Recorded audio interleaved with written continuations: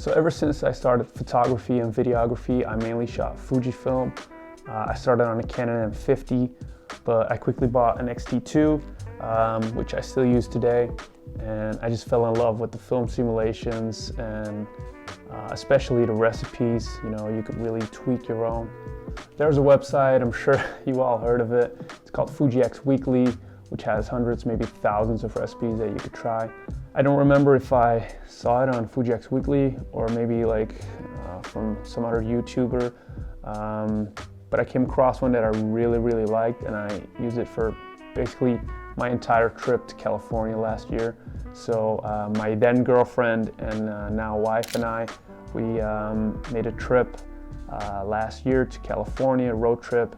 We went from Las Vegas to LA, San Francisco. You know, it was really a dream of mine to do that trip, and I kind of fell in love with the country and the culture, especially of the West Coast, and the pictures and videos you could make there from the scenery and the buildings and the colors of everything. It's just phenomenal. We did a drive to the Antelope Canyons and the Horseshoe Bend, and that drive, you know, across Utah.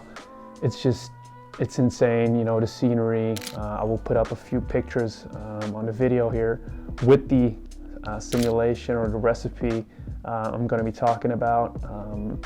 And you could just see that it's unbelievable. You know, you have roads for like hours and hours on end with no traffic lights, nothing. So yeah, really nice. And the recipe that I'm talking about is the summer recipe from Joe D'Agostino. So I'm gonna put a link in the description if I can find it, but I'm sure I will. And I basically used this X-T2 with the manual 7 Artisans 25mm, and that's the only thing I used. So this is a setup. I talked about this in my last video. I'll put it up here.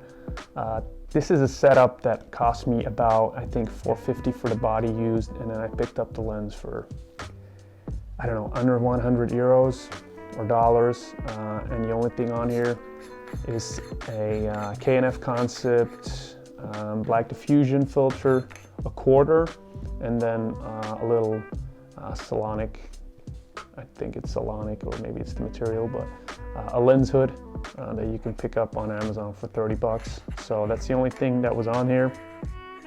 And I don't even think the lens hood was on it back then. I think I bought it afterwards, I'm not sure. But yeah, this is the only thing I used for the entire trip, and I shot all my pictures on the summer recipe.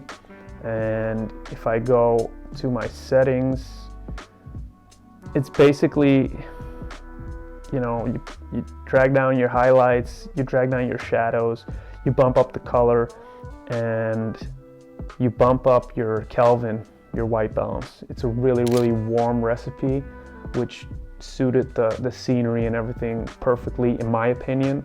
It's something I really like.